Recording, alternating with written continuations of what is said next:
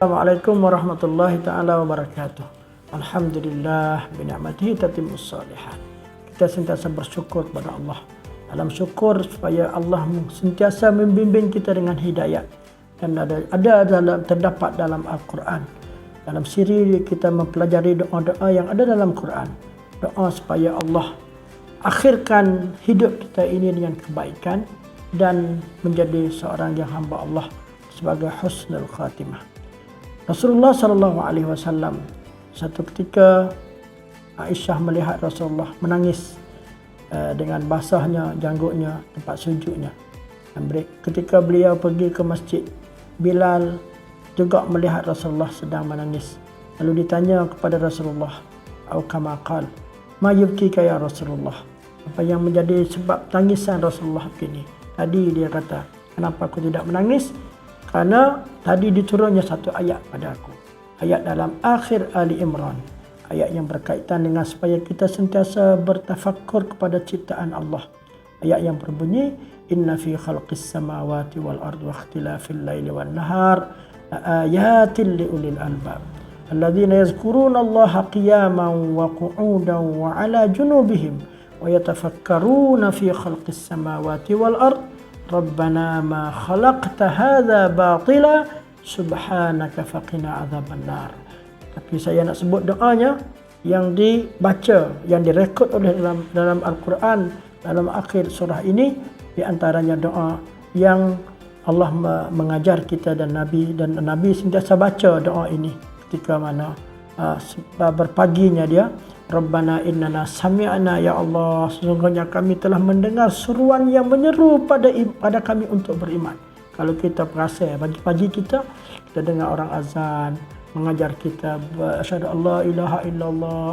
Kalau kita sedar hati kitanya tidak dikacau dengan syaitan, insya-Allah kita akan boleh jawab. Kita kata sami'na munadiyan yunadi lil imani an aminu bi rabbikum, supaya kamu beriman kepadanya. Ya Allah, kita kata, fa'amanna, aku telah beriman, aku telah bertasyahud, aku telah terjadi iman aku dengan jawab azan dan sebagainya. Dan kita berdoa juga disebut dalam ayat ini, Rabbana faghfir lana, ya Allah, ampunilah dosa-dosa kami. Wa kaffir anna sayyiatina, serta ampunilah dosa-dosa dan hapuskanlah segala kesalahan kami. Wa kaffir anna sayyiatina wa tawaffana ma'al abrar. Ya Allah, matikanlah kami. Matikanlah kami ini bersama dengan orang-orang baik, orang-orang berbuat kebajikan. Dalam doanya disebut lagi Rabbana wa atina, wahai Tuhan kami, ya Allah, berilah kepada kami apa-apa yang telah janji kepada kami dengan perantaraan ala rusulika wa la tukhzina yaumal qiyamah. Ya Allah, jangan engkau hinakan kami pada hari kiamat. Pada hari kiamat, jangan kamu hina kami. Innaka la tukhliful mi'ad. Sungguhnya engkau sama sekali tidak akan pernah menyalahi janji.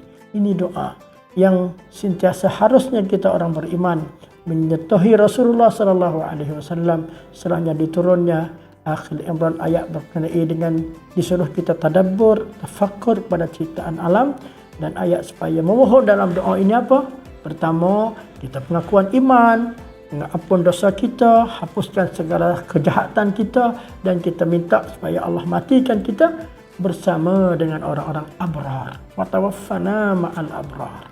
Wa tawaffana ma'al abrar, yang kita minta juga supaya Allah kurniakan apa janji-janji Allah terhadap kita melalui Rasulnya, dan doa supaya Allah wala tukhzina yaumal qiyamah, supaya Allah tidak menghina kita pada hari kiamat nanti.